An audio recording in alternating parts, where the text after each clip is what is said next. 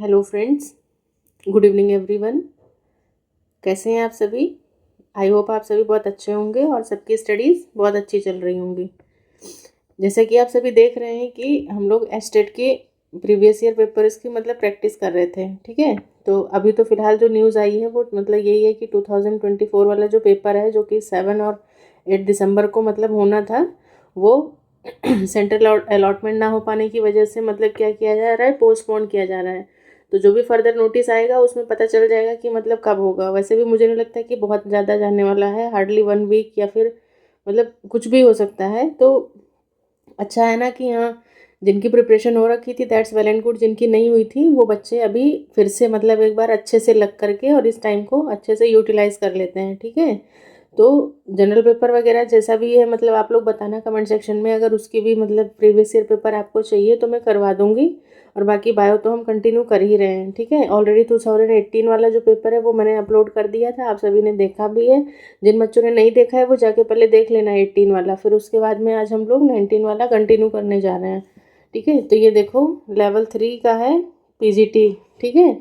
PGT में वही जैसा कि मैंने बताया ही था कि 150 क्वेश्चन होंगे, 30 के उसमें रहेंगे। तो हम सिर्फ बायो वाले पोर्शंस कर रहे हैं। अगर आपको बाकी ये पार्ट 1 पार्ट 2 पार्ट 3 भी अगर आपको नीड है ना, तो आप बताओ, मैं सॉल्व करवा दूंगी, कोई इशू नहीं है, ठीक है भाई। देखो, जीके ही तो है जो पुरानी है, बाकी तो इसमें से 10 क्वेश्चन छोड़ दो तो बाकी तो अपने काम के ही निकल के आते हैं ना। तो इस हिसाब से देख लेना, जैसा भी होगा मुझे इन्फॉर्म कर देना। बाकी आज हम लोग 2019 का पार्ट 4 बायो वाले 60 क्वेश्चंस जो हैं वो देखने वाले हैं। तो आ जाइए आप सभी फटाफट और स्टार्ट करते हैं लेक्चर को। तो हम स्टार्ट करने जा रहे हैं अपना बायो वाला पोर्शन, ठीक है। Part 4 biology. ये कब का है? 2019 का पेपर है, एस्टेट 2019। अब देखो, जैसे यहाँ पे फर्स्ट क्वेश्चन कह रहा है कि of all the land plants, जितने भी लैंड प्लांट्स होते हैं, bryophytes alone have independent. Bryophytes जो हैं, ब्रायोफाइट्स में देखो डिपेंडेंट इंडिपेंडेंट दो तरीके की स्टेजेस देखने को मिलती हैं।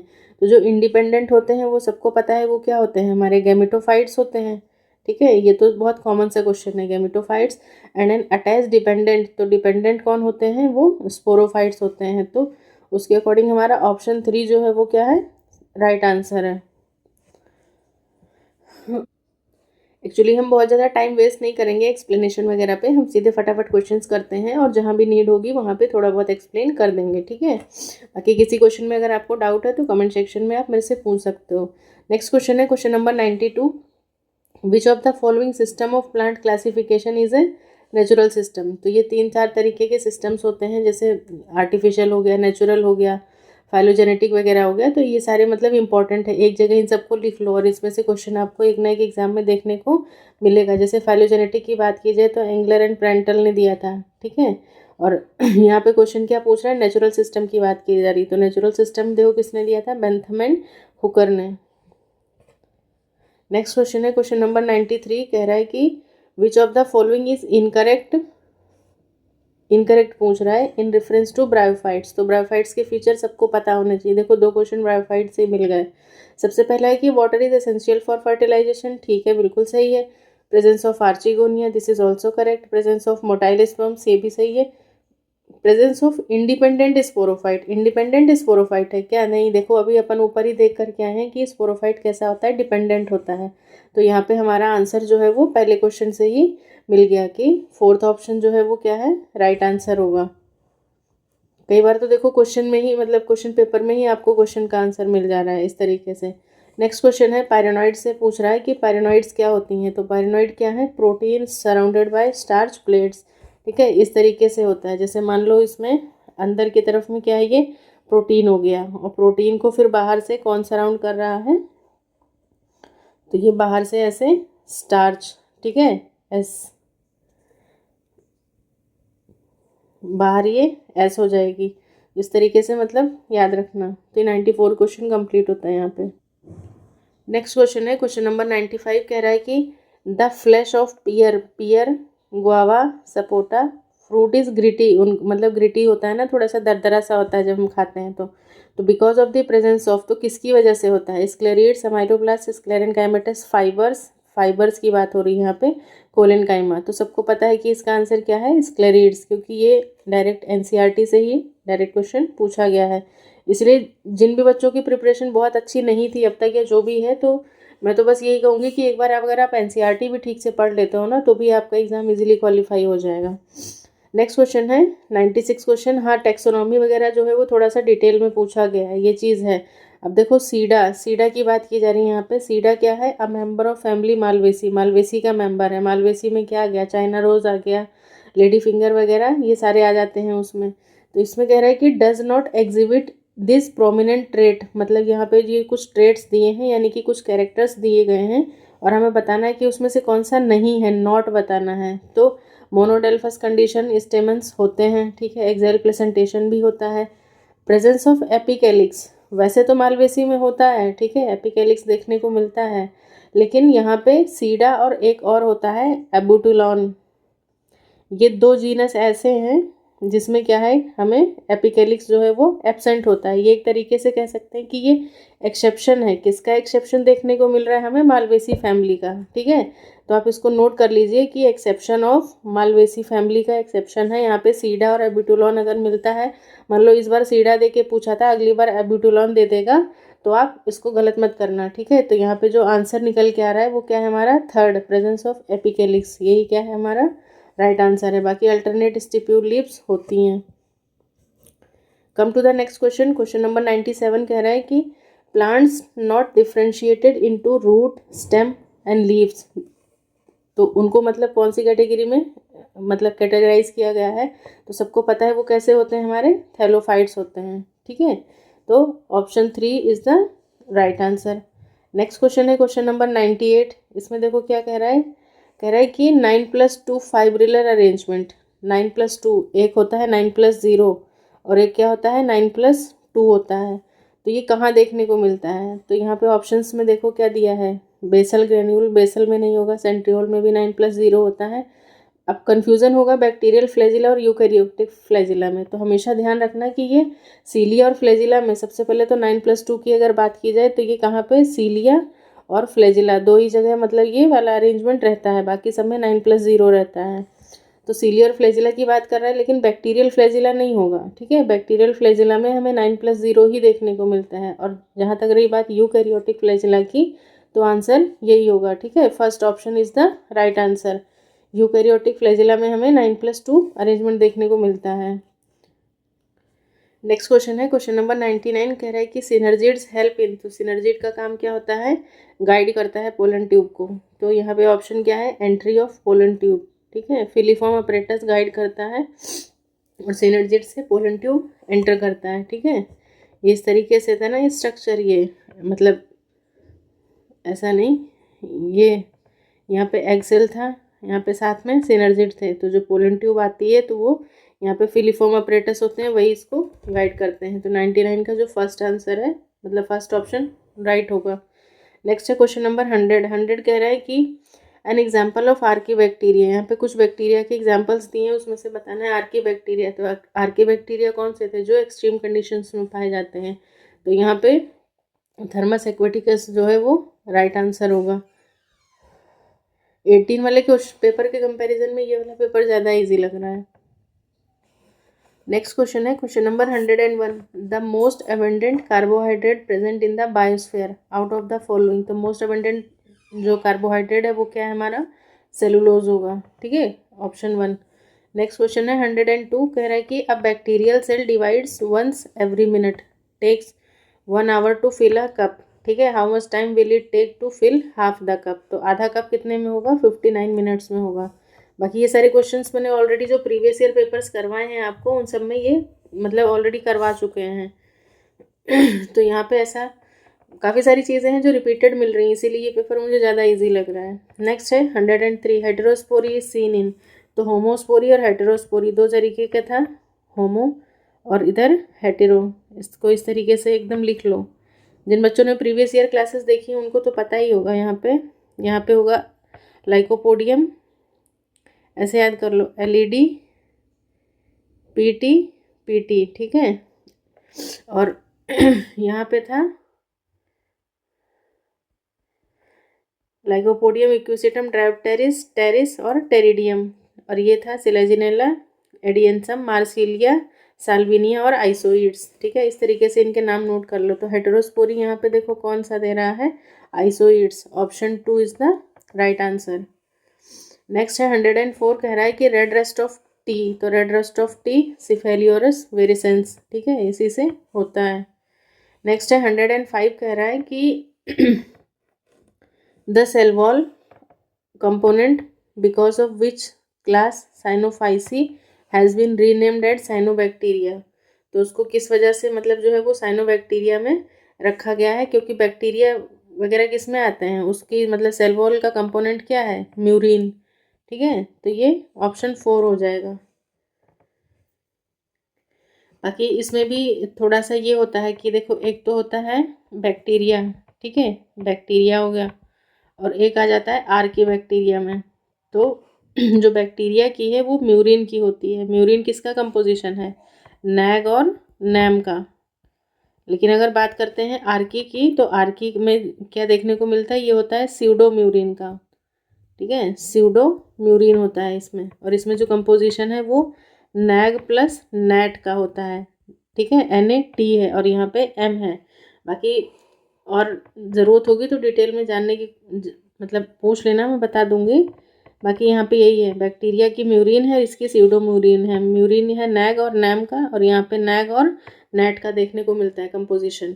यहाँ पे बस यही है शायद, ये अल्फ़ा 14, एक सेकेंड, यहाँ पे होता है बीटा 14 ग्लाइकोसिडिक बॉन्ड देखने को मिलता है, और यहाँ पे शायद बीटा 13 ग्लाइकोसिडिक बॉन्ड होता है। एक बार चेक कर लेना, अगर गलत होगा तो देखना, बाकी मुझे यही याद आ रहा है अभी इस टाइम में। तो ये 105 का 4th ऑप्शन हो जाएगा।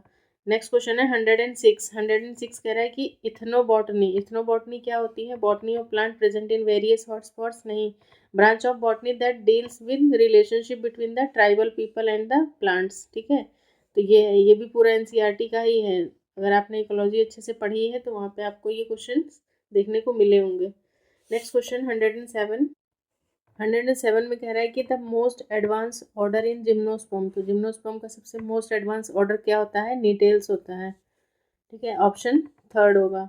नेक्स्ट है 108 क्वेश्चन, कह रहा है कि the sporophyte generation in the life cycle of all vascular plants. तो सीधी सी बात है, जो स्पोरोफिटिक जनरेशन होती है वो कैसी होती है, हमेशा डिप्लॉयड होगी, और गेमेटोफिटिक की बात करें तो उसमें हैप्लॉयड ही देखने को मिलता है। नेक्स्ट है 109 क्वेश्चन, कह रहा है कि असर्शन रीजन है यहाँ पे, consider the following assertion and reason, choose the correct. तो देखो असर्शन क्या कह रहा है कि gibberellic acid control seed germination by break down of stored food material in monocot seed. मतलब कि वो कह रहा है कि कंट्रोल करता है सीड जर्मिनेशन को। ठीक है, कंट्रोल करना मतलब प्रमोट करता है। फिर उसके बाद में रीजन में देखो, कह रहा है कि gibberellic acid induces the activity of alpha amylase present in the aleurone layer. याद करो अच्छे से, यही जो ये रीजन वाली स्टेटमेंट है, ये लास्ट उसमें क्या था, लास्ट पेपर में ये एज ए क्वेश्चन की फॉर्म में पूछा था कि नहीं पूछा था। तो ये मत सोचो, कोई बच्चा ये ना सोचे कि अरे चलो एक पेपर कर लिया एक नहीं किया। ये जो बच्चे नहीं देख रहे हैं ना सीरीज, इनको पेपर देना है, मैं सच बता रही हूँ, फ्री में मिल रहा है। ठीक है, फ्री ऑफ कॉस्ट मिल रहा है ये कंटेंट, आपको आके देख लो, आपका ही फायदा होगा। तो देखो वहाँ से, ठीक है, वहाँ से तब से दो दो क्वेश्चंस मतलब मिल चुके प्रीवियस ईयर पेपर से। तो यहाँ पे असर्शन रीजन जो है वो दोनों सही है। ठीक है, तो option first is the right answer. Next है क्वेश्चन नंबर 110। यहाँ पे देखो क्या कह रहा है कि select the living cells. Living cells बताने हैं from the following using the codes given below. अब देखो क्लोरेनकाइमा, सीधी सी बात है, नाम से पता चल रहा है कि लिविंग है, कोलेनकाइमा भी लिविंग है। लिविंग के साथ भी इसका मैकेनिकल फंक्शन होता है। बास्ट ये लिविंग नहीं हो सकता। प्रोजनकाइमा लिविंग होगा। सीव एलिमेंट्स भी लिविंग नहीं होंगे क्योंकि इसमें न्यूक्लियस एब्सेंट होता है। तो ऑप्शन क्या है, A, B और D। मेरे अकॉर्डिंग यहाँ पे आंसर 4 होगा। नेक्स्ट क्वेश्चन है question number 111। Fusion of mature individuals which directly act as gametes. ठीक है, मेच्योर इंडिविजुअल डायरेक्टली जब फ्यूज कर रहे हैं, जो कि मतलब एक्ट एज गैमीट करते हैं, तो उसको हम लोग बोलते हैं होलोगैमी। ठीक है, ये थोड़ा सा अच्छा क्वेश्चन था, इसको ध्यान रखिएगा। इंडिविजुअल्स मीट कर रहे हैं, गैमीट नहीं मीट कर रहे हैं। जब इंडिविजुअल ही डायरेक्टली मीट करेंगे और वो एज ए गैमीट एक्ट करते हैं तो उसको होलोगैमी कहते हैं। नेक्स्ट क्वेश्चन है 112। इसमें देखो कह रहा है कि intine of pollen grain is made up of. तो इंटाइन एग्जाइन मैंने बताया हुआ था क्लास जब करवाई थी मॉर्फोलॉजी वाली। तो इंटाइन एग्जाइन मैंने जब एम्ब्रियोलॉजी वाली क्लास करवाई थी तो उसमें बताया था। तो यहाँ पर इंटाइन की जब बात की जा रही है तो इंटाइन सेलुलोज और पेक्टिन का बना होता है, ठीक है। बाकी मुझे कमेंट सेक्शन में आप कमेंट करके बताना दोनों का इंटाइन एग्जाइन किसका बना होता है पोलन ग्रेन में। 113 क्वेश्चन कह रहा है कि development of sporophyte from the gametophytic tissue without involving fusion of gametes. तो एपोगैमी हो जाएगा। अगर यहाँ पे स्पोर्स लिखा होता तो एपोस्पोरी हो जाता है। ये क्वेश्चन पिछली बार ही आया था, फिर से इस बार रिपीट कर दिया और सेम क्वेश्चन रिपीट किया है, जबकि मैंने उस जगह बोला भी था कि हो सकता है नेक्स्ट टाइम आपसे स्पोरोफाइट देकर के ये चीज़ पूछ ले। चलो नेक्स्ट क्वेश्चन है 114। यहाँ कह रहा है कि in DNA A pair with T, ठीक है, सबको पता है A double bond T and G pairs with C, which of the following statement is incorrect. Incorrect बताना है इन दिस रिस्पेक्ट। तो देखो ए टी रेशियो जो है वो कांस्टेंट होता है, बिल्कुल कांस्टेंट होता है, ए बराबर टी होता है। अब करें A plus T is equal to G plus C, ठीक है। चलो इसको थोड़ी देर के लिए छोड़ दो। जी इज ऑलवेज इक्वल टू सी, ये भी सही है, ये भी सही है। बाकी कह रहे थे sequence of nucleotides on one strand of DNA can be use to determine the sequence on the complementary strand, बिल्कुल सही बात है। अब उसके बाद में देखो यहाँ पे जो ऑप्शन 2 है ये गलत है। क्यों गलत है इसको देखो ध्यान से। इसमें देखो ये जो ऐसे होता है ना ए प्लस जी का जो है वो टी प्लस सी के बराबर होना चाहिए। इसकी परसेंटेज परसेंटेज जैसे मान लो कि ये 20% है तो ये भी 20 होगा, तो ये 20 तो 40 हो गया ना। लेकिन एक साइड का जो है ये कितना होना चाहिए 50% और इधर वाला भी 50% होना चाहिए। तो उसके अकॉर्डिंग 30 ये है 30 ये है। बाकी इस तरीके के काफ़ी सारे न्यूमेरिकल्स भी आपने सॉल्व किए होंगे तो देखा ही होगा कि मान लो मतलब ए इतना दिया हुआ है तो हमें मतलब सी पूछ लिया है वहाँ पे, तो ए दिया है तो टी पता चल गया। जब टी पता चल गया तो सीधी सी बात है कि 50-50 होता है तो 30 वैसे ही आ जाएगा, ठीक है। तो ये था, अच्छा क्वेश्चन था ये। नेक्स्ट है 115 क्वेश्चन कह रहा है कि the difference between RNA and DNA. DNA RNA में डिफरेंस होता है किसकी वजह से। सबसे पहले तो शुगर, ठीक है, एक में राइबोस है एक में डीऑक्सी शुगर है, और दूसरा उनके बेसिस एटीजीसी और एयूजीसी। आरएनए की बात करें तो एयूजीसी होता है और यहाँ पे एटीजीसी होता है। तो मतलब बेसिस की बात की जाती है और साथ ही यहाँ पे शुगर की बात की जाए तो यहाँ पे कैसा होगा, राइबोज शुगर होती है इसमें और इसमें डीऑक्सी राइबोज होती है। तो बस उसके अकॉर्डिंग हमारा आंसर जो है वो फर्स्ट हो जाएगा। नेक्स्ट क्वेश्चन है क्वेश्चन नंबर 16। कह रहा है कि बुलीफॉर्म सेल्स, याद है मैंने पिछले ये भी प्रीवियस ईयर का ही ये पेपर, ठीक है। बुलीफॉर्म को और मैंने किस नाम से बताया था, मैंने बोला था मोटर सेल्स। ये कहाँ पे मोस्टली मोनोकॉट्स में होते हैं और वहाँ पे मैंने इस चीज़ पे भी मतलब इस एम्फेसिस किया था, काफ़ी जोर डाला था कि हाँ ये अपर एपिडर्मिस है या लोअर एपिडर्मिस, इस चीज़ को ध्यान कर लो। जिनको नहीं पता है, बिलीव नहीं हो रहा ना, एक बारी जाके वो देख लेना 2018 वाली वीडियो, उसमें पता चल जाएगा। तो यहाँ पे देखो क्या था, मैंने बताया था कि upper epidermis of some monocot leaves, ठीक है। तो यही आंसर होगा। अपर लोअर में कंफ्यूज कर देगा, बुलीफॉर्म सेल्स या मोटर सेल्स में कंफ्यूज कर देगा। तीसरा यहाँ से कंफ्यूजन का निकलता है वही मोनोकॉट्स या डाइकॉट का। तो बस यही 2-3 यहाँ पे पॉइंट्स निकल के आते हैं इस क्वेश्चन में। नेक्स्ट क्वेश्चन है 117। कह रहा है कि gene which is responsible for the synthesis of A polypeptide chain is called. तो कौन करता है वो काम, स्ट्रक्चरल जीन होता है, ठीक है। नेक्स्ट है 118 क्वेश्चन। अब यहाँ पे देखो कह रहा है कि to back cross an individual heterozygous for tallness it will be crossed with the parent having genotype. तो यहाँ पे देखो बैक क्रॉस की बात कर रहा है, ठीक है। बैक क्रॉस के लिए देखो हम मतलब होमोजाइगस के साथ भी करा सकते हैं, हेटेरोजाइगस के लिए भी करवा सकते हैं। इसमें देखो ऐसा होता है कि F1 को अगर आप डोमिनेंट डोमिनेंट पेरेंट के साथ अगर आप करते हो तो ये क्या कहलाता है, आउट क्रॉस कहलाता है, ठीक है। इसको नोट कर लो जहाँ भी आप मतलब इसको नोट कर रहे हो पेपर के बारे में, मतलब कुछ भी इंफॉर्मेशंस। और अगर इसको रिसेसिव के साथ F1 का किया जाता है रिसेसिव पेरेंट के साथ में, तो ये क्या कहलाता है, टेस्ट क्रॉस कहलाता है, टेस्ट क्रॉस। लेकिन ये दोनों ही क्या होते हैं, ये दोनों क्या कहलाते हैं, बैक क्रॉस। एक सेकेंड,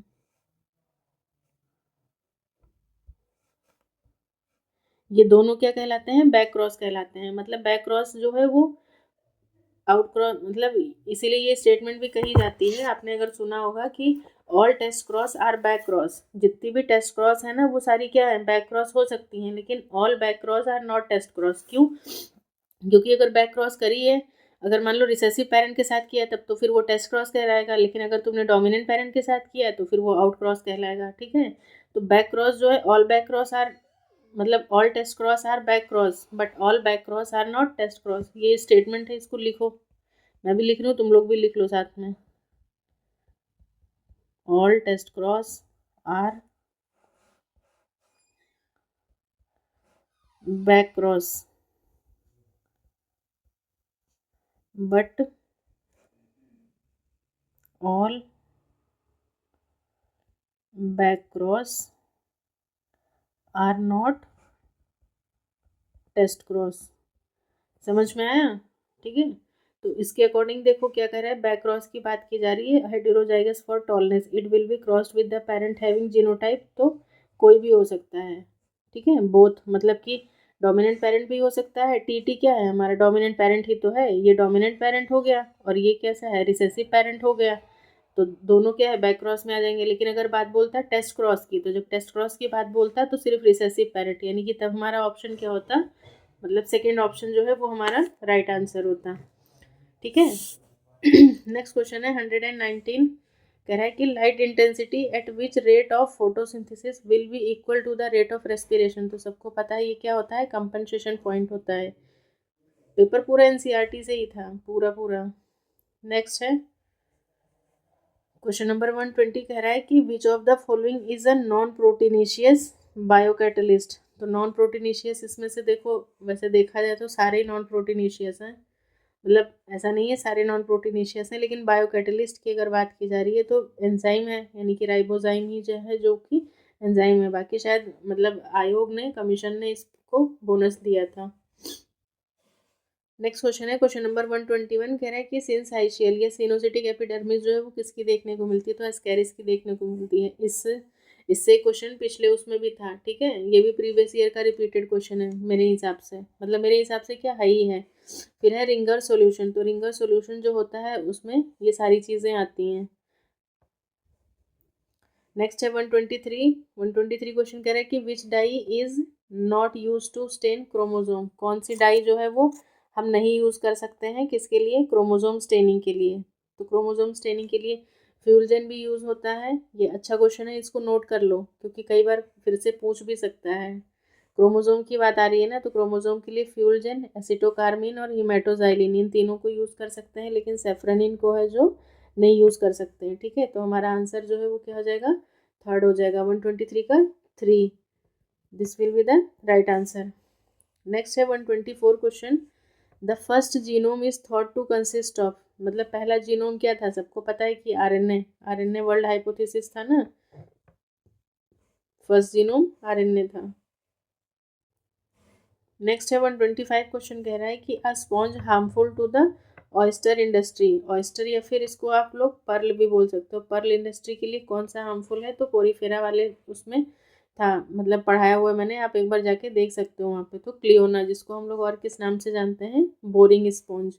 बोरिंग मतलब ऐसा नहीं कि बोर है ये, मतलब बोर करता है, ये क्या करता है, बोरिंग मतलब छेद कर देता है।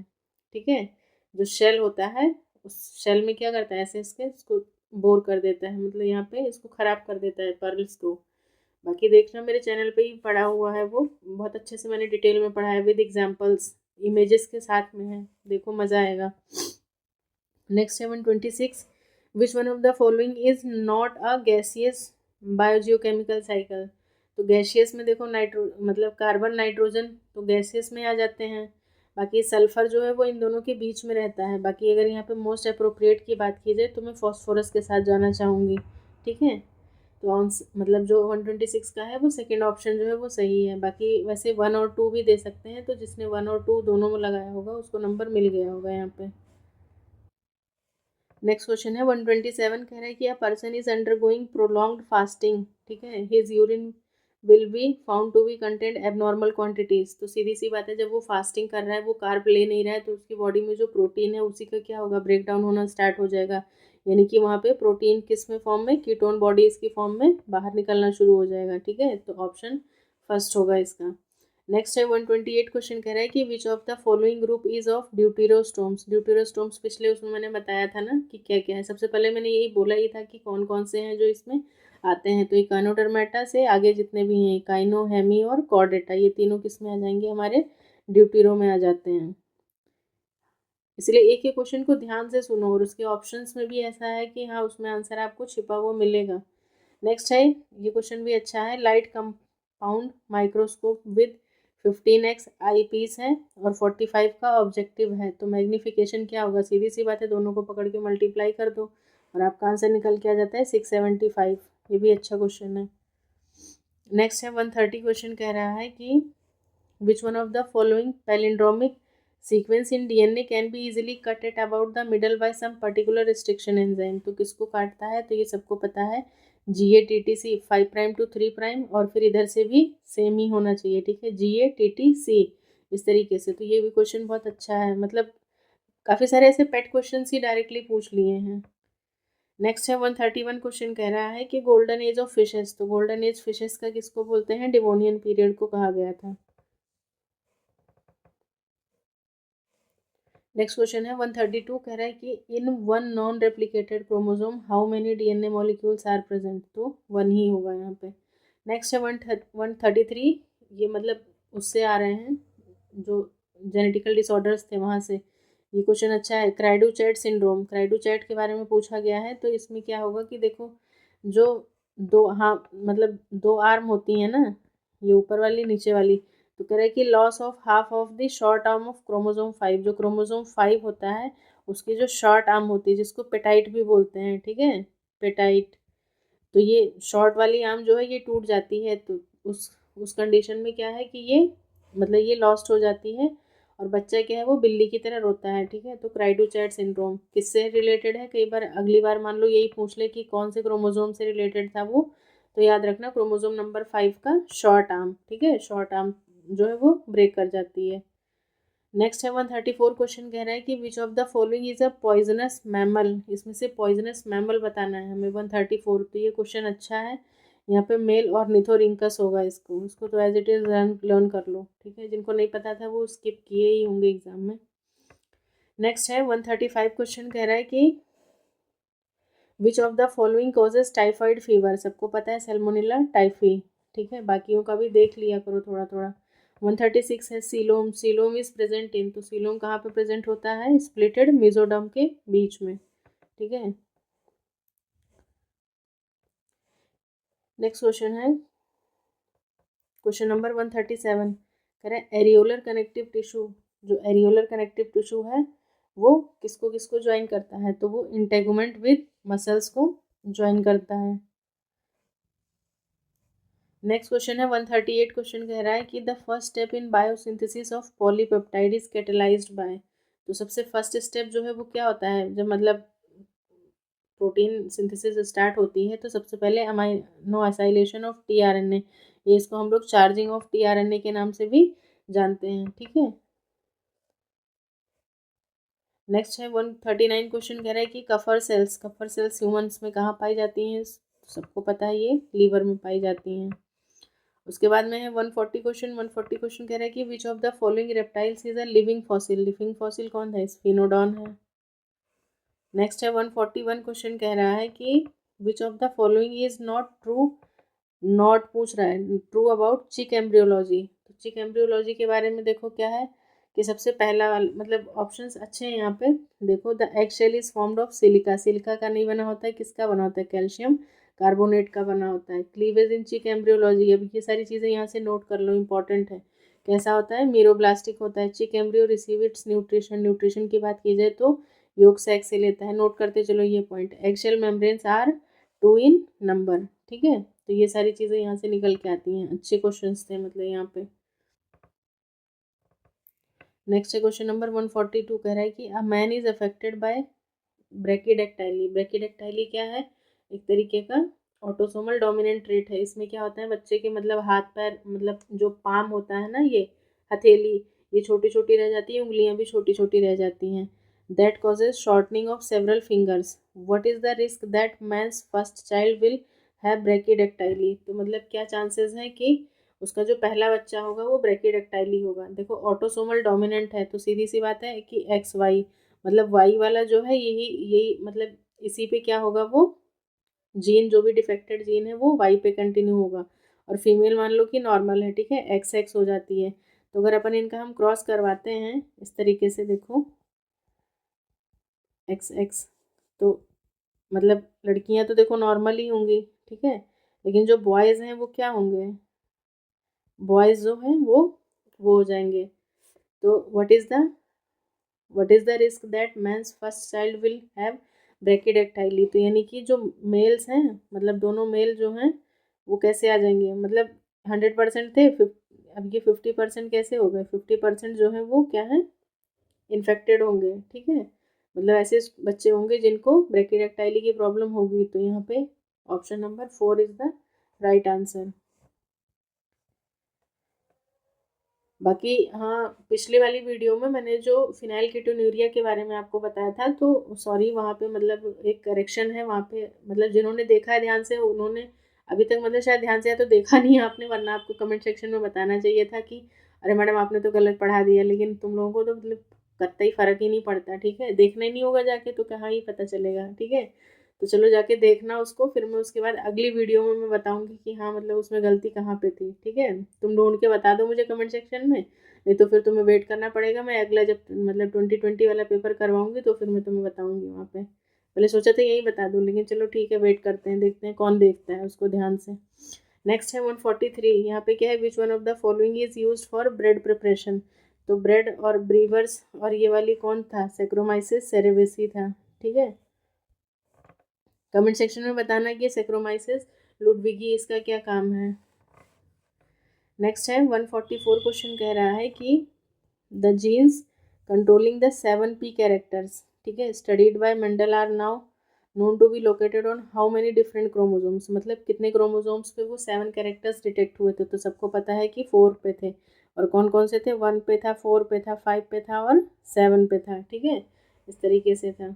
नेक्स्ट है 145 क्वेश्चन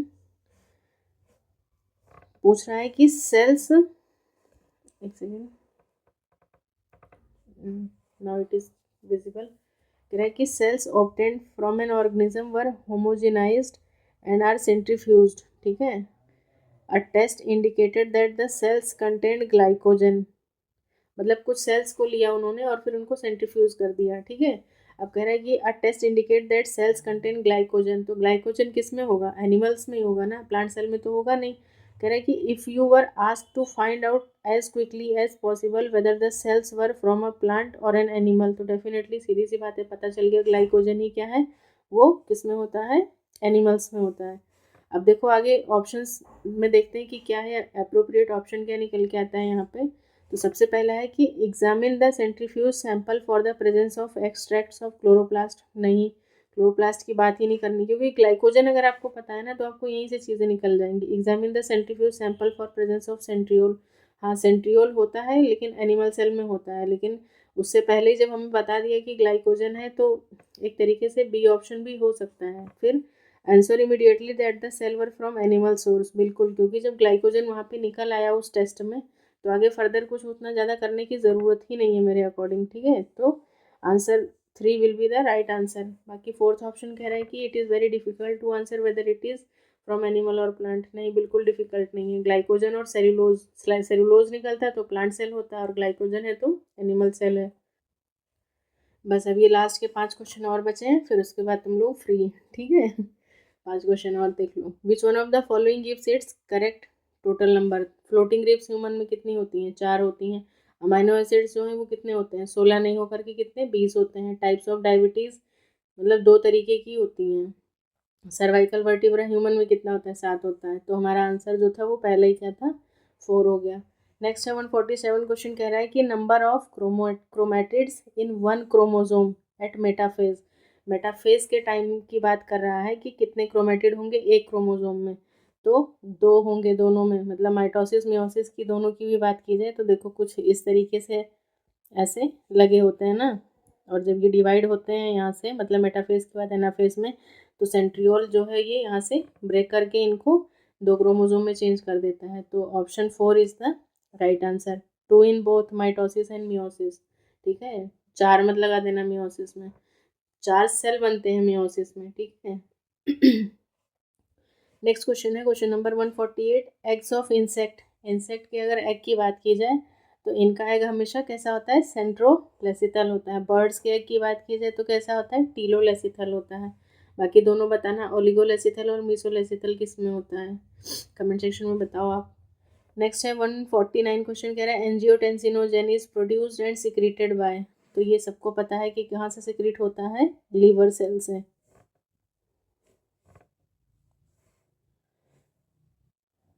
बाकी जब ये इतना मतलब देख ही रहे हो एंजियोटेंसिनोजेन है तो ये सारी चीज़ें, तो फिर अपनी नोट्स कॉपी खोल लेना और उसके बाद एक्सक्रीशन वाला चैप्टर भी एक बार ठीक से रिवाइज कर लेना।